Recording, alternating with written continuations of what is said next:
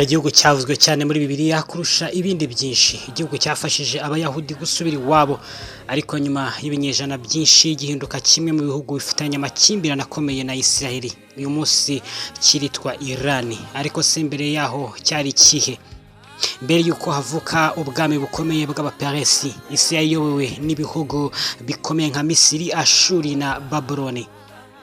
Mu burasirazuba bwo hagati hari imisozi n'ibibaya byari bituwe n'amoko y'abimukira bakomokaga mu rubyaro rw'abitwaga Abayirani.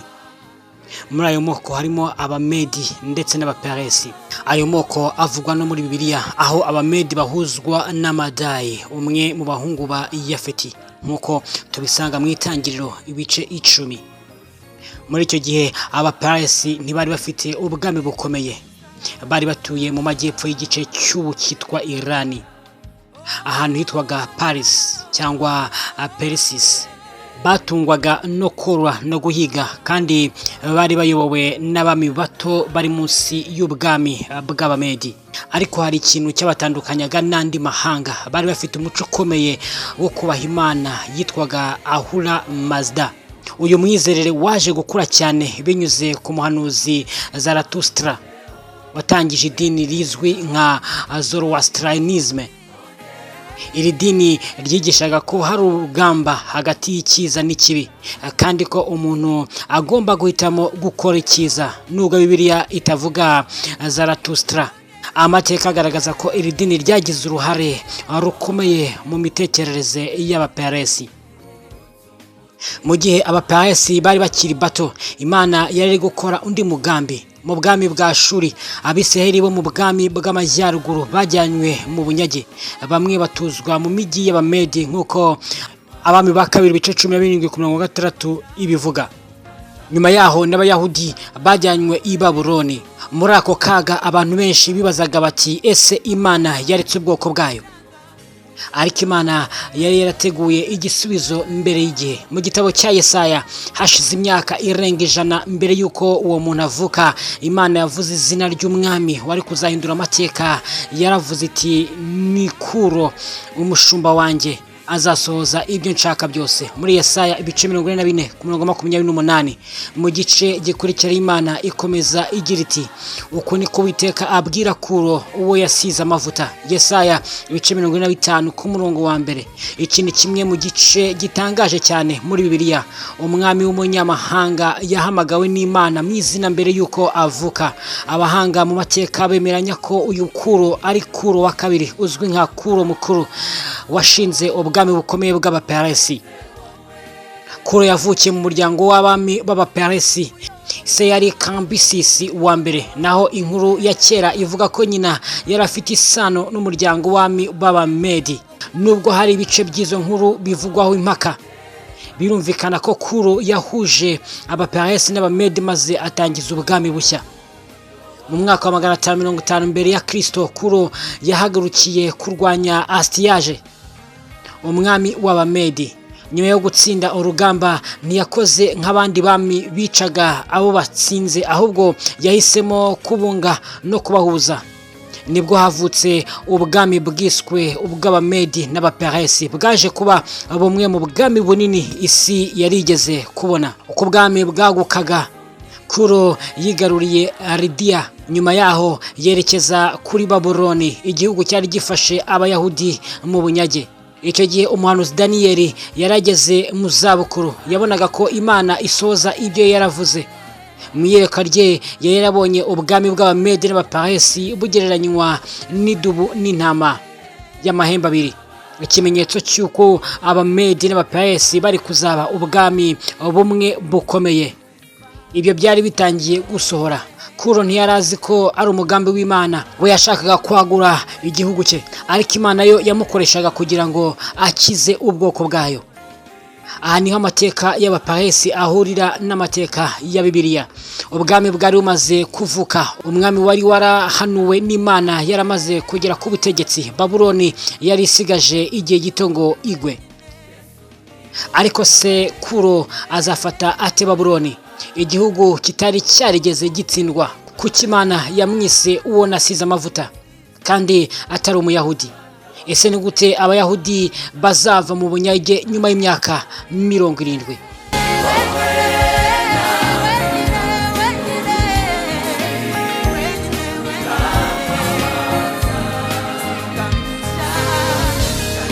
Mu kigenjana cya gatandatu mbere ya Kristo, umujyi wa Babuloni wafatwaga nk'udashobora gutsindwa.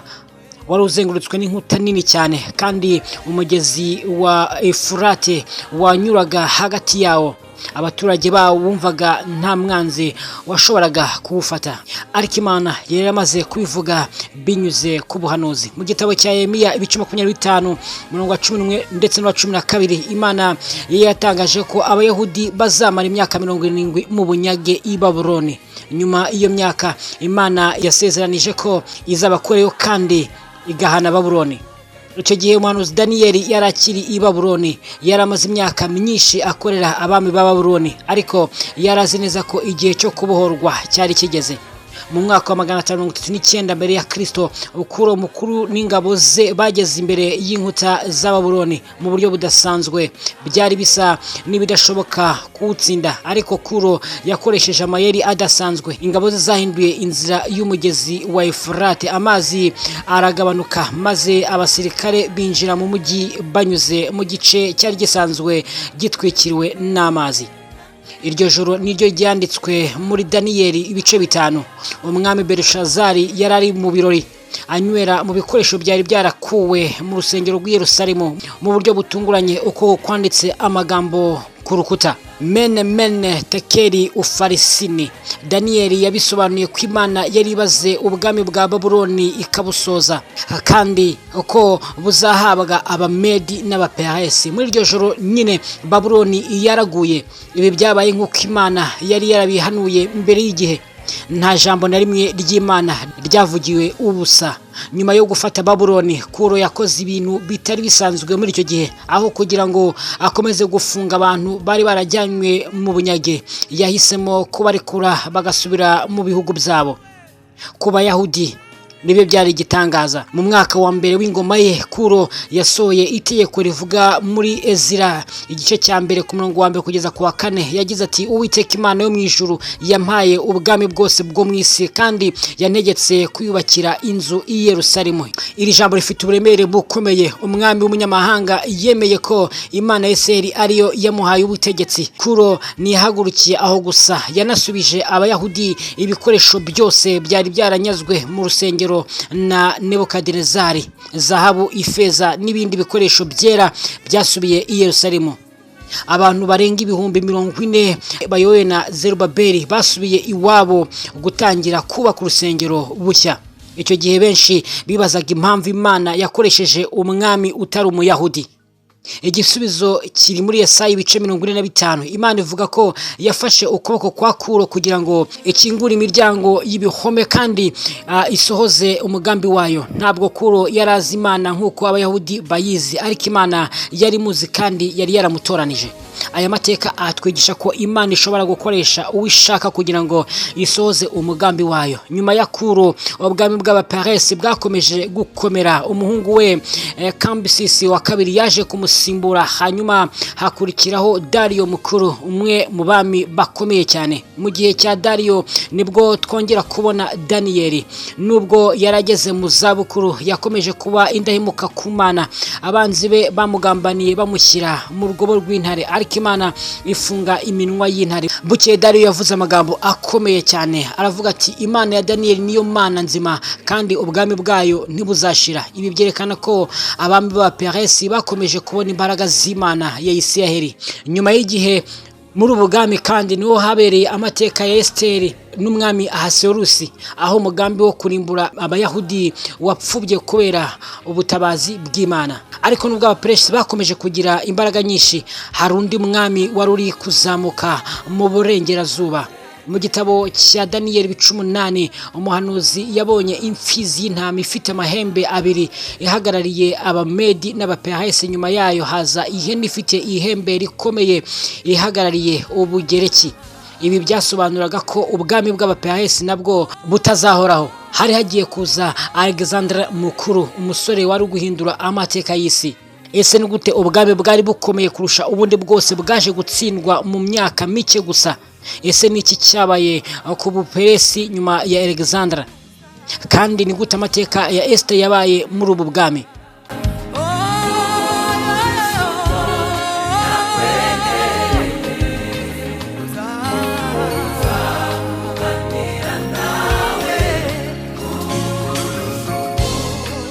Nyuma y'ingoma ya Kuro n'umuhungu we Cambyses wa kabiri, ubwami bw'Abaperesi bwageze ku rwego rwo hejuru ku ngoma ya Dario wa mbere. Yubatse imihanda minini, ategura inzego z'ubuyobozi, agabanya igihugu mo intara nyinshi kandi atuma ubwami bugira gahunda ihamye. Nyuma ya Dario haje umwami uzwi muri Bibiliya ku izina rya Ahasuero. Benshi mu bahanga mu mateka bakamuhuza na Xerxes wa mbere. Uyu mwami yategekaga ubwami bwagutse kuva mu Buhinde kugeza muri Ethiopia, bugizwe n'intara 127 nk'uko igitabo cya Esteri kibivuga. Muri icyo gihe Abayahudi benshi bari batarasubira i Yerusalemu, bari bagituye hirya no hino mu bwami bw'Abaperesi. Nibwo havutse umugambi mubi. Hari umugabo witwaga Hamani, wari umwe mu bayobozi bakomeye b'ubwami, yarakariye Morodekayi, Umuyahudi wanze kumupfukamira. Kubera uwo mubabaro, Hamani ntiyifuje kwica Morodekayi wenyine, ahubwo yifuje kurimbura Abayahudi bose bari mu bwami. Yasabye umwami uruhushya rwo kubarimbura, maze hasohoka itegeko ko ku munsi umwe Abayahudi bose bazicwa. Ku ruhande rw'abantu byasaga naho nta cyizere gisigaye, ariko Imana yari yarateguye undi mugambi. Umukobwa Umuyahudikazi witwaga Esteri wari warabaye umwamikazi w'uwo mwami Morodekayi yamwoherereje ubutumwa. Biri muri Esteri ibice 4:14. Aya magambo yabaye isomo rikomeye mu mateka ya Bibiliya. Esteri yemeye gushyira ubuzima bwe mu kaga, ajya imbere y'umwami atatumiye ikintu cyashoboraga gutuma yicwa, ariko umwami amwakirana urugwiro. Mu minsi yakurikiye Esteri yahishuye umugambi wa Hamani. Umwami ararakara cyane, maze Hamani amanikwa ku giti yari yarateguriye Morodekayi. Abayahudi bararokoka.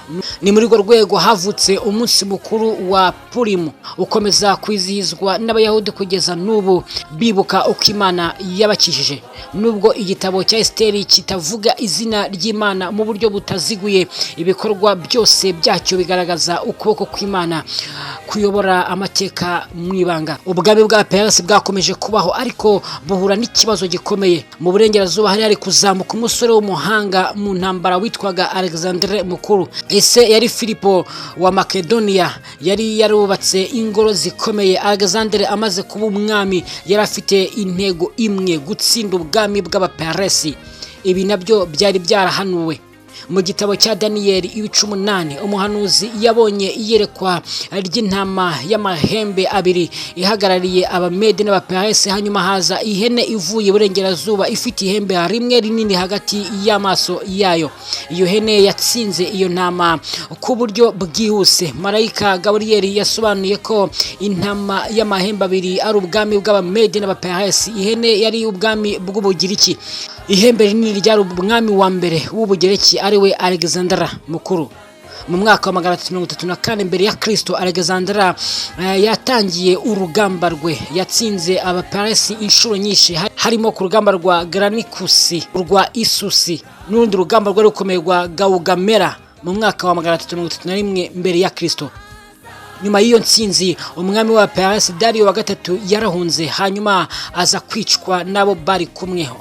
Ubwami bwari bwaramaze imyaka irenga 200 butegeka isi bwari burangiye. Alexandre yinjiye i Persepolis, umurwa mukuru w'Abaperesi. Nyuma y'igihe gito uwo mujyi waratwitse. Abantu benshi babona nk'ikimenyetso cy'iherezo ry'ubwami bwa kera bw'Abaperesi, ariko Abaperesi bo ubwabo barazimye. Oya, nubwo batakaje ubutegetsi, ubwoko bwabo, ururimi rwabo n'umuco wabo byarakomeye. Mu binyejana byakurikiyeho bongeye kuba ku bwami bukomeye binyuze ku Bapariti n'Abasasani. Ariko ikintu gikomeye kurushaho cyari kigiye kuba. Mu kinyejana cya 7 nyuma ya Kristo, ingabo z'Abarabu zari zitwaje ibendera rya Islamu zageze muri Persia. Intambara zakurikiyeho zahinduye igihugu burundu. Idini rya Zoroastrianisme ryari rimaze ibinyejana byinshi, ari ryo dini ry'igihugu, ryatangiye gusimburwa na Islamu. nibwo Persia yatangiye urugendo rwari kuzayigeza ku gihugu tuzi uyu munsi nka Iran. Ariko se ni gute igihugu cyari kimaze imyaka myinshi kiyobowe n'idini rya Zoroastrianism cyahindutse igihugu cy'abayisilamu? Kuki cyafashe ishami rya Shia aho gufata Sunni nk'ibindi bihugu byinshi?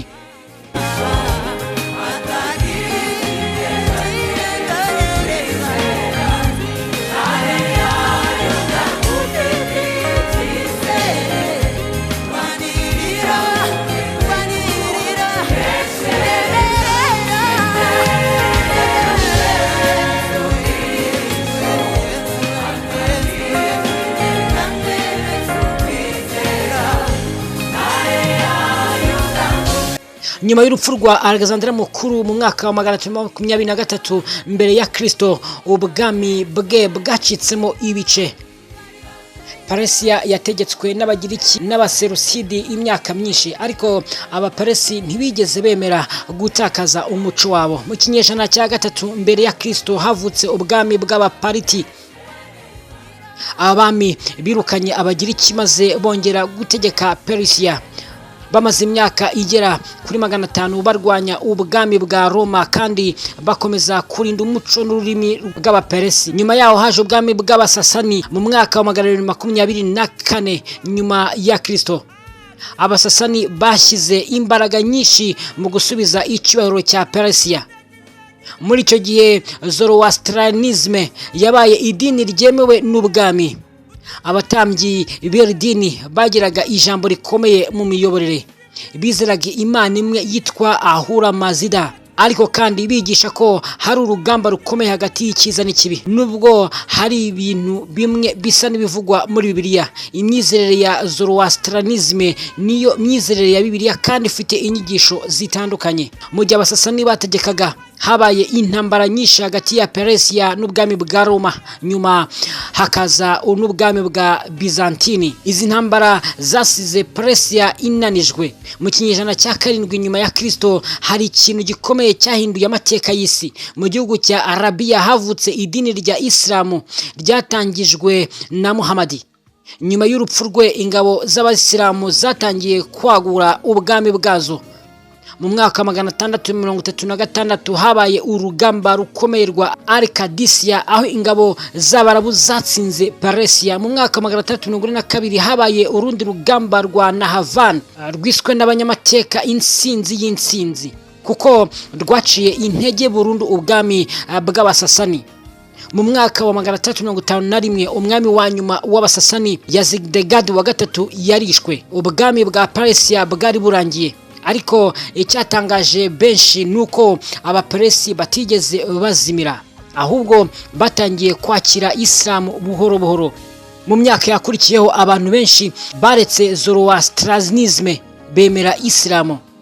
Hari ababikoze ku bushake, abandi babiterwa n'impinduka za politike n'ubukungu. Nubwo bemeye Islam, Abaperesi bakomeje kurinda ururimi rwabo n'Igiperesi, ubuvanganzo bwabo n'umuco wabo. Niyo mpamvu n'ubu Iran ivuga Igiperesi aho kuvuga Icyarabu. Mu binyejana byakurikiyeho habaye ikindi kintu cyahinduye amateka. Mu mwaka w'1501 umwami Shah Ismail wa mbere yashinze ingoma ya Safavidi. Yatangaje ko igihugu cyose kigomba gukurikiza Islamu ya Shia. Ibi nibyo byatumye Iran iba igihugu gikomeye cy'Abashia, mu gihe ibihugu byinshi by'Abayisilamu byo byakomeje gukurikiza Sunni. Iyi ni imwe mu mpamvu kugeza uyu munsi Iran ifite umwihariko mu isi y'Abayisilamu. Hari ikindi cyabaye nyuma y'ibinyejana byinshi. Mu mwaka w'1935 umwami Reza Shah Pahlavi yasabye ibihugu byo kwisi guhagarika gukoresha izina Persia, ahubwo bikajya bikoresha izina Iran. Ariko nubwo izina ryahindutse, abaturage nibo baba Persia bakera bafite amateka amara ibihumbi by'imyaka. Mu buryo bwa Bibiliya, Persia ntiyigeze ibura mu mateka.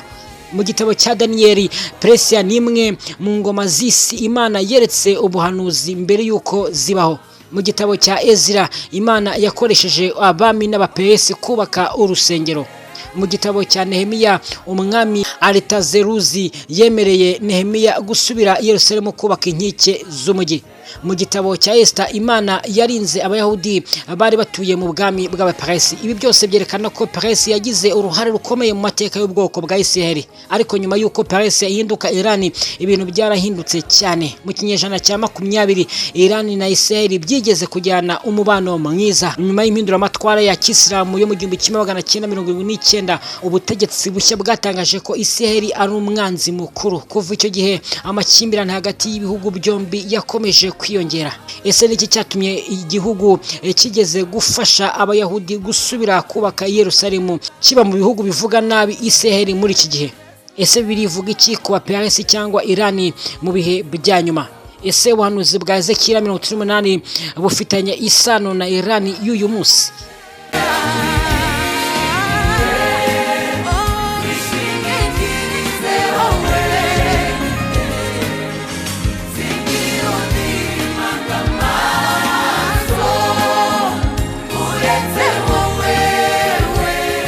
Nyuma y'uko Reza Shah Pahlavi ahinduye izina rya Persia akaryita Irani mu mwaka w'1935, igihugu cyakomeje kugendera ku murongo wa cyami.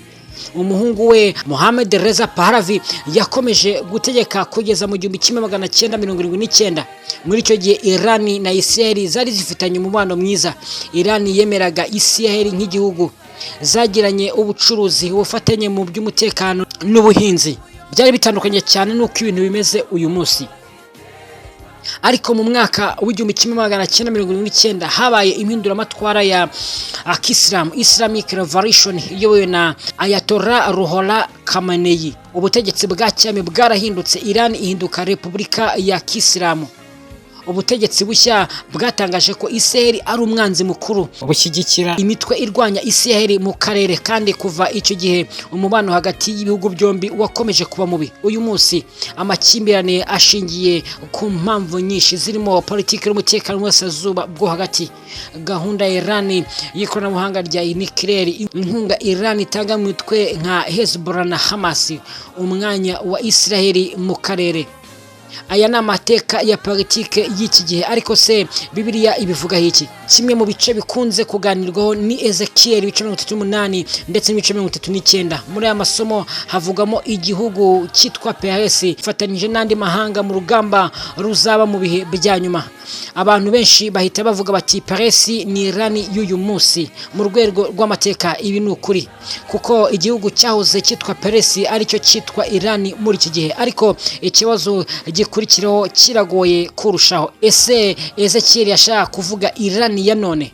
Abahanga mu gusobanura Bibiliya ntibavugaho rumwe. Hari abasobanura ko ubuhanuzi bwa Ezekiel 38 buzaba mu gihe kizaza, kandi ko Persia ivugwa ishobora kuba Irani y'iki gihe.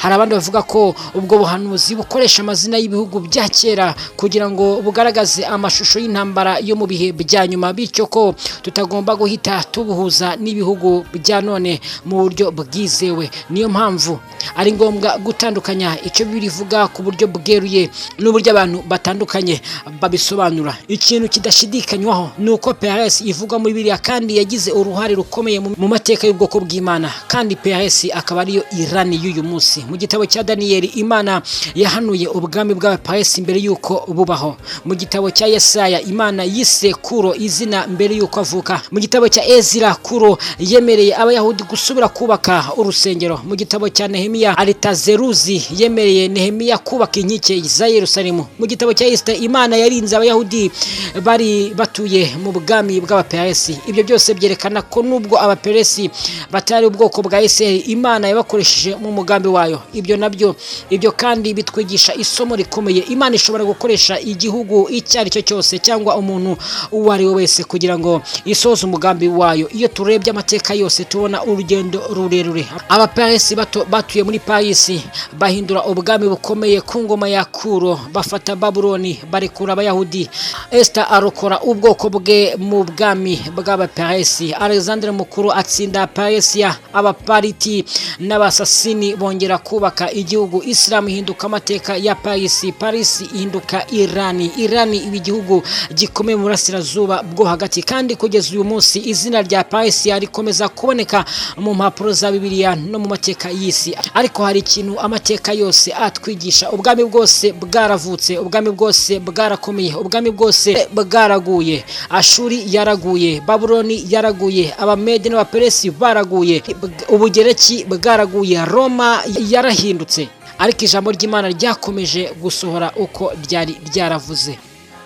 Ibyo nibyo bituma amateka ya Paris ataba inkuru y'igihugu gusa, ahubwo aba ubuhamya bwerekana ko Imana iyobora amateka y'abantu n'amahanga.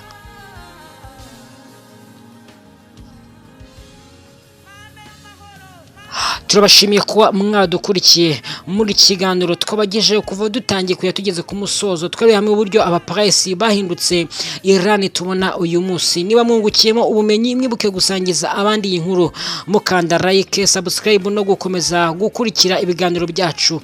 Mu yindi documentaire tuzongera kubageza amateka y'indi ngoma ikomeye ivugwa muri Bibiliya. Imana ibahe umugisha. Ciao, bye, naho butaha.